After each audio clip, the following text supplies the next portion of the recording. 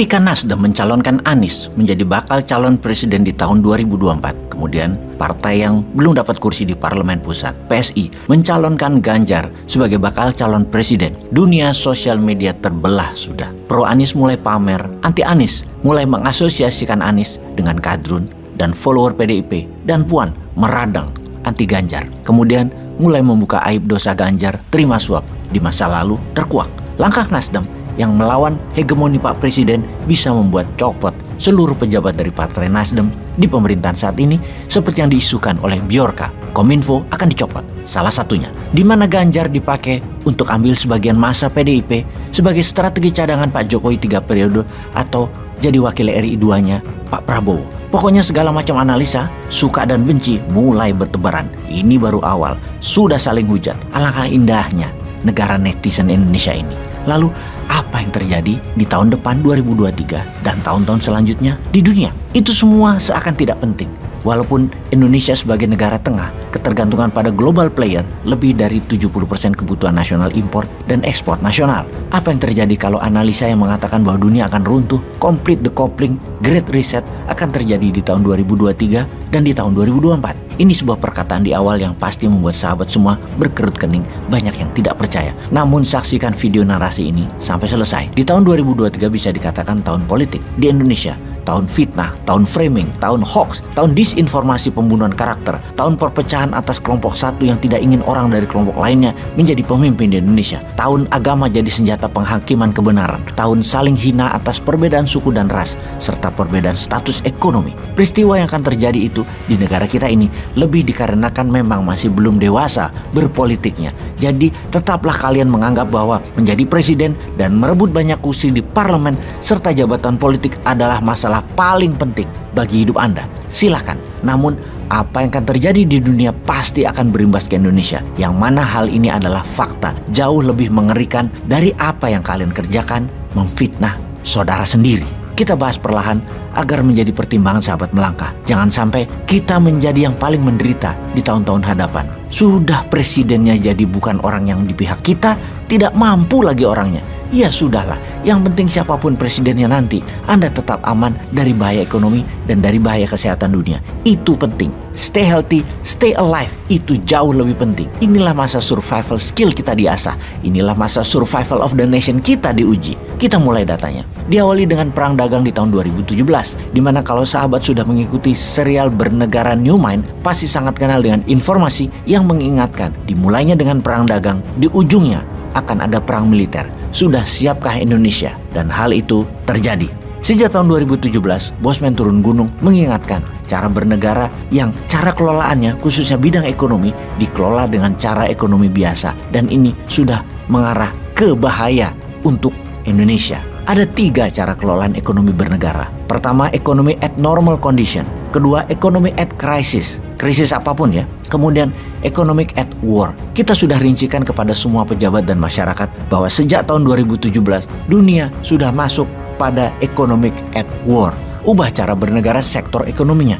Nggak percaya. Tidak ada persiapan sama sekali. Jadi, kalau saja hal ini kita ingatkan dan sudah dilakukan kemarin-kemarin, sebagian saja, mungkin saat ini BBM tidak naik harganya. Pada tahun 2017, Trump, Presiden Amerika waktu itu, melakukan perang terhadap strategi harga murah Tiongkok di Amerika atau dumping price dengan mengenakan tarif pajak barang impor dari Tiongkok yang tinggi, menyebabkan barang-barang Tiongkok harganya naik 25-40%. Hal ini dibalas dengan Tiongkok atas barang Amerika di Tiongkok. Perang tarif, kemudian perang dagang itu, kemudian jadi perang keuangan. Saling serang mata uang masing-masing. Sesungguhnya hal ini bisa diartikan bukan hanya perang dagang, namun sudah masuk perang ideologi. Komen Bosman tentang perang ideologi ini banyak yang tidak paham, terutama pejabat keuangan dan pejabat ekonomi negaranya. Perang ideologi demokrasi Amerika versus komunis Tiongkok itu jelas sekali. Namun banyak yang mengabaikan, banyak yang tidak menganggap hal itu penting. Bahkan hal itu tidak ada. Kerja sama Indonesia ke salah satu pihak, yang miring ke salah satu pihak, akan punya arti menantang pihak lainnya. Tetapi ya sudahlah. Memang senangnya ngutang proyek Tiongkok dan ngutang dolar pejabatnya. Yang satu sangat Tiongkok, yang satu sangat Amerika. Kesamaannya hanya satu, pada jago ngutang doang. Ya wis, ambiar wis. Posisi politik Indonesia sesungguhnya yang merugi, sehingga Tiongkok tidak maksimum ke Indonesianya. Begitu juga di sisi Amerika, tidak maksimum ke Indonesianya.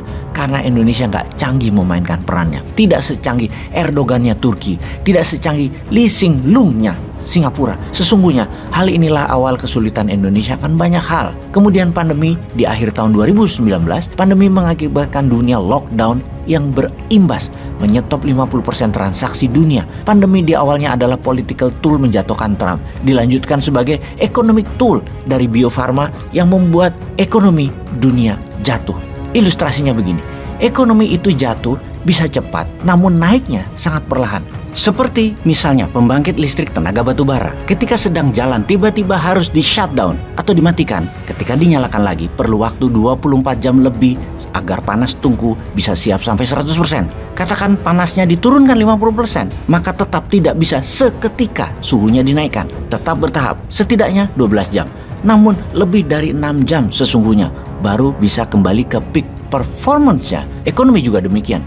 Turunnya kapasitas ekonomi 10%, menjalankannya lagi perlu 6 bulan sampai peak performance. Kalau turunnya hingga 50%, peaknya memakan hampir 3 tahun. Jadi sejak tahun 2020, ketika 50% kapasitas dunia ekonomi turun, ketika dinyalakan lagi di tahun 2021 akhir atau 2022 awal, puncaknya baru tahun 2025 harusnya. Namun ketika baru mulai jalan perang di Ukraina terjadi, strategi Amerika, NATO, Uni Eropa, Rusia disangsi. Rusia kena sanksi ekonomi. Rusia mungkin hanya memberikan 12% kontribusi ekonomi dunia, namun memberikan 25% lebih pengaruh ekonomi di Eropa, terutama energi. Ini yang tidak diperhitungkan karena Rusia ternyata tidak jatuh juga dan malah Eropa yang jatuh.